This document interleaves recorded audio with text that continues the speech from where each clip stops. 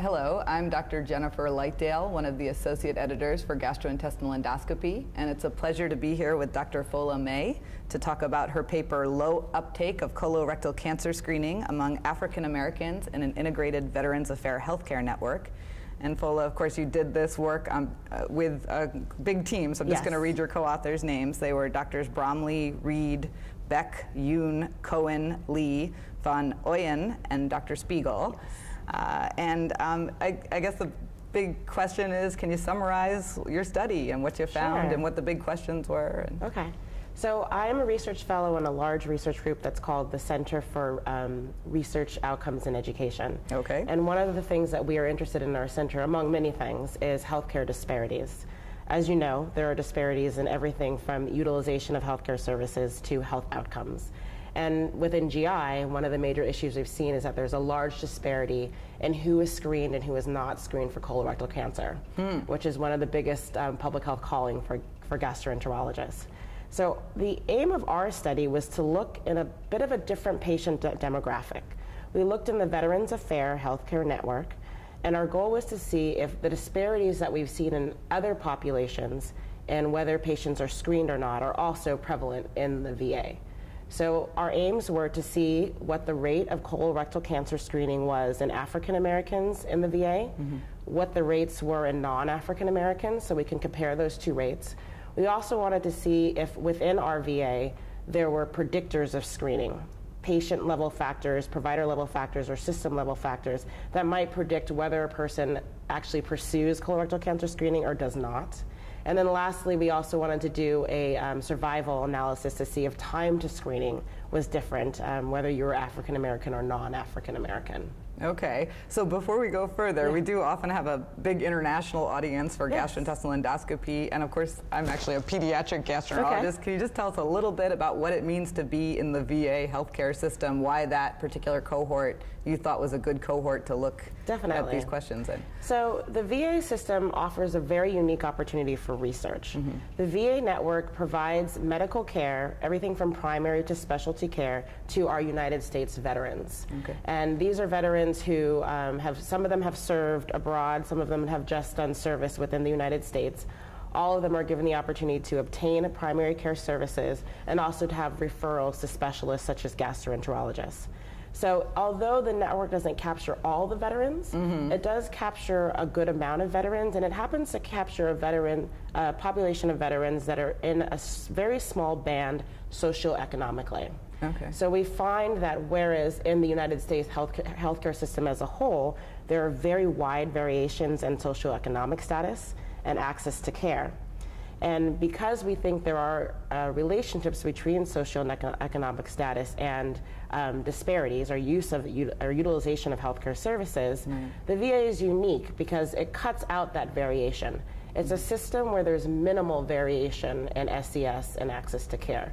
So it provides a very unique setting to explore pretty much any question, but also to explore disparities because we're removing a lot of that factor from our models. In terms of the provider level factors, are there guidelines that the VA doctors are following in terms of who they are referring for colonoscopy? Do you feel like you have a better grip on the fact that everybody's getting those recommendations, or is there a lot of variation among the primary care providers? I think as in any healthcare system, there's some variation, but in the VA, as in any healthcare system in the United States, it is recommended that everyone, any ethno-demographic group, is screened for colon cancer.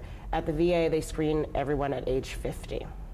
So we think the primary care doctors are very and the metrics are there to keep them trying to do that. Okay. They don't necessarily use colonoscopy for all the screening. We've seen screening with colonoscopy, flexible sigmoidoscopy, barium enema, virtual colonoscopy, FIT, FOBT. So we see a wide variation in method, but yes, there is definitely a push within the VA to screen at 50. So that probably brings us to your findings, which is what did you see? What were you finding in terms of disparities or no disparities in those issues? What people were being recommended and whether or not they had colonoscopy? Sure. So our findings were really, very interesting. We've seen outside of the VA setting that there are marked disparities. We see that probably somewhere between African Americans are somewhere between 8 and 16% less likely to be screened for colon cancer. And we actually found in our VA that trend is persistent. So in our study, we found that if you look at all methods for screening for colon cancer, African Americans were 51% less likely to be screened at age 50.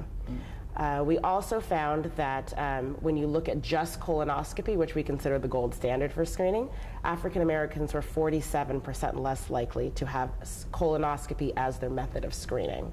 So we did find marked disparities in the VA despite this minimal variation in SES and access to care.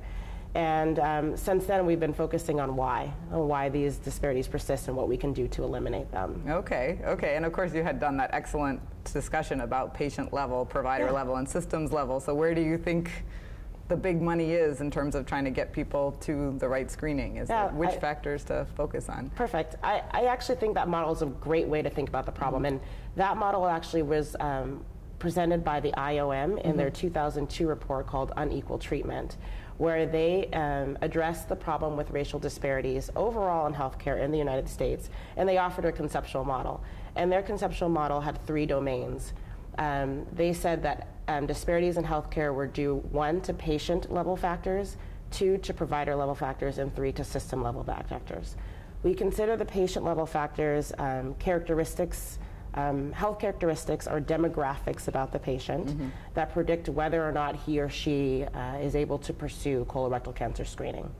We consider the provider level factors, provider preferences, provider practices, provider recommendation preferences that determine whether or not a provider is more likely to recommend screening or not. And the system level factors are aspects of the healthcare system that the patient belongs to that make it easier or harder for the patient to pursue screening. So the problem with disparities is likely multifactorial. Right. Obviously, we've seen problems with access to care. That's what the Affordable Care Act is trying to address. We've seen problems on the patient level with education and knowledge. Quite frankly, in a lot of the qualitative work that's been done, African Americans just don't know that they're higher risk for colon cancer than other ethnic groups. We've also seen provider level factors, as I mentioned. We see that the #1 predictor for screening overall is having a provider recommendation. So if you happen to see a provider who doesn't prioritize recommending screening, and that's breast, colon, prostate, cervical cancer screening, we see this across the board. If a provider isn't making the recommendation, then it's unlikely the patient's going to be screened. And then lastly, if you live in a system where you don't have access to a provider, if you don't have access to a gastroenterologist, if you have long wait times for colonoscopy, you're less likely to be screened. Sure. So I think it's all of those factors playing in together. I think that the United States government has picked up on that, and I think they're trying to address a lot of the access issues with the Affordable Care Act. I think that we have a long way to go with provider education and with patient education. Great. Can I ask, what are your next steps in this? Sure. So I'm a research fellow. I am actually completing my gastroenterology fellowship. And congratulations. Thank you. I have actually been very fortunate by the program at UCLA where I'm trained to have the opportunity to do a PhD at the same time of my fellowship. So I'm doing a PhD in health policy and administration. And my hope is to continue to do health outcomes work and disparities. I champion this problem with colon cancer. I think that there needs to be much more information out there for everyone for colon cancer awareness, but also for African Americans, because African Americans have the highest rate of colon cancer. They're more likely to die than any other ethnic group from colon cancer, and they present at younger ages with colon cancer. So particularly in that ethnic group, there's a lot of work to do, but I think overall, we think that only about 50 to 60% of the United States population is screened for colon cancer, which is a preventable disease. We should be at 100%. So there's a lot of work to do. I hope to continue doing health outcomes work in the area of colon cancer screening, and hopefully find opportunities to do that as I move through my career. Well, it sounds fantastic, and I wish you luck. Thank you. Thank you very much. Thank you. Thank you.